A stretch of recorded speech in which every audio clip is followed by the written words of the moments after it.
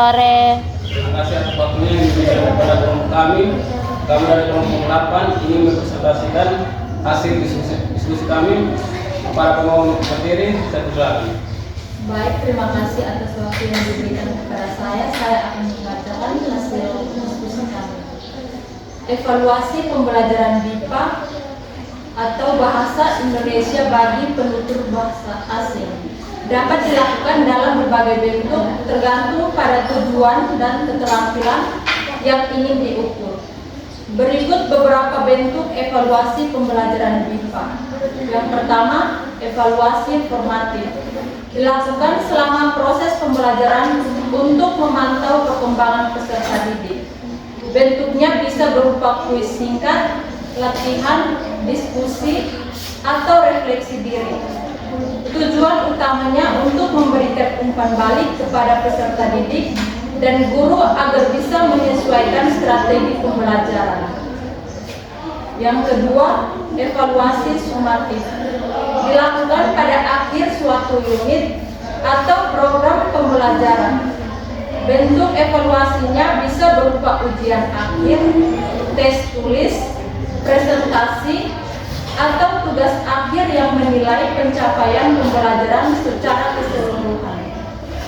Evaluasi ini biasanya digunakan untuk menentukan kelulusan atau keberhasilan peserta didik dalam program BIPA.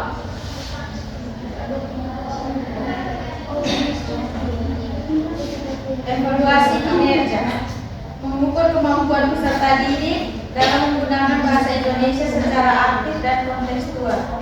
Bentuknya bisa berupa percakapan, role play, presentasi lisan, atau debat yang memungkinkan peserta didik menunjukkan keterampilan berbicara, mendengar, dan berinteraksi dalam situasi nyata. Evaluasi portofolio.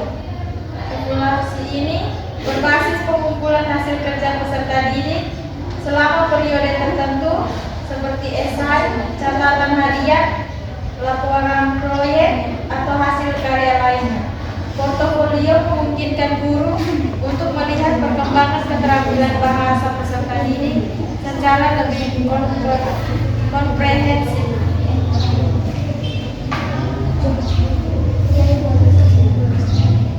Yang berikut evaluasi berbasis proyek.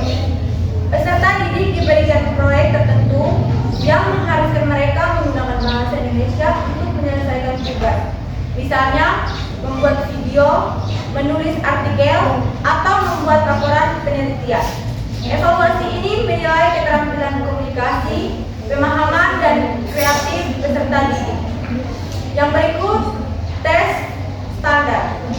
Tes ini dirancang untuk mengukur keterampilan bahasa secara objektif, seperti tes kemampuan bahasa Indonesia bagi penutur asing yang setara dengan TOEFL atau IELTS.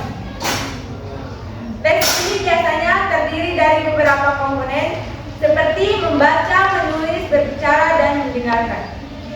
Bentuk-bentuk ini membantu memberikan gambaran yang lebih menyeluruh tentang perkembangan kemampuan bahasa peserta didik dalam program BIPA. Baik, inilah hasil diskusi kami. Sekian dan terima kasih.